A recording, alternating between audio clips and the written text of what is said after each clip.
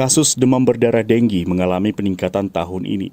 Hingga Oktober 2024, jumlah penderita DBD telah mencapai belasan ribu pasien atau naik 3 kali lipat dibandingkan periode yang sama di tahun sebelumnya.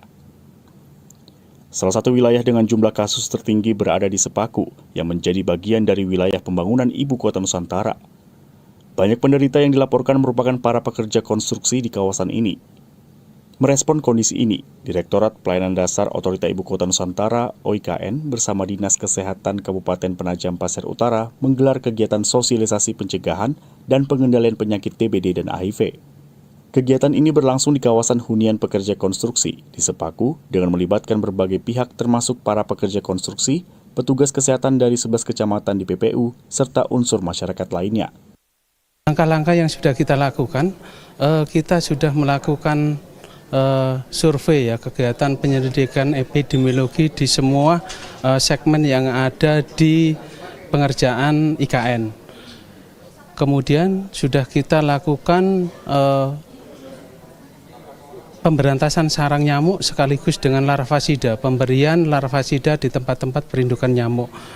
Dan sudah kita lakukan juga di beberapa lokasi, kita lakukan dengan kegiatan fogging. Nah, saat ini kita akan melakukan pelatihan jumantik, juru pemantau jentik untuk semua segmen yang ada di IKN, termasuk desa dan kelurahan, 15 desa dan kelurahan yang ada di Kecamatan Sepaku. Harapan saya nanti mereka bisa melakukan pemantauan jentik di tempatnya masing-masing, termasuk yang ada di IKN. Dalam sosialisasi ini, para peserta mendapatkan edukasi mengenai langkah-langkah pencegahan penyakit DBD, termasuk pelatihan juru pemantau jentik untuk mengidentifikasikan dan mengendalikan lokasi-lokasi potensial tempat nyamuk berkembang biak.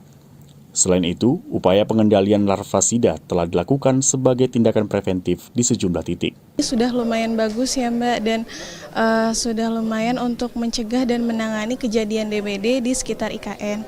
Karena kebanyakan pekerja di IKN itu kurang siap, kurang aware sama dirinya dan lingkungannya.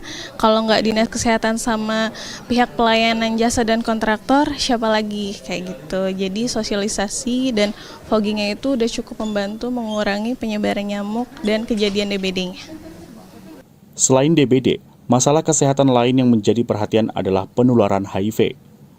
Dengan banyaknya pekerja dari luar daerah yang datang ke wilayah IKN, kegiatan sosialisasi HIV menjadi penting untuk meningkatkan kesadaran dan mencegah penyebaran penyakit tersebut di kalangan pekerja.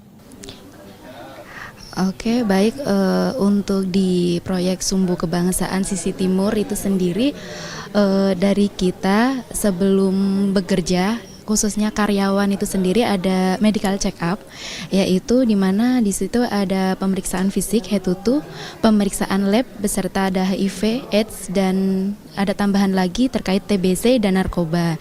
Nah, dari situ kita dari pihak kita bisa menilai kalau calon pekerja itu fit, bisa diterima, kalau tidak, nah itu menentukannya sih Mbak, kayak gitu. Dari situ, itu pencegahan awalnya.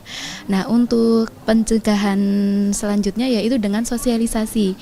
Di kita sendiri itu ada sosialisasi terkait HIV/AIDS untuk para karyawan beserta pekerjanya juga.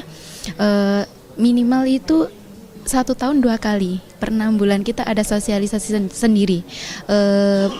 Mengundang pembicara dari pihak RSUD Sepaku sih Bu, gitu. Kegiatan ini ditutup dengan penyemprotan fogging di sejumlah titik di kawasan HPK. Meski angka kasus DBD sempat melonjak pada tahun ini, diketahui angka penderita mulai mengalami penurunan secara perlahan. Pihak OIKN akan terus melakukan pemantauan intensif serta edukasi kesehatan guna menekan angka dan mencegah kasus DBD dan HIV di kawasan IKN.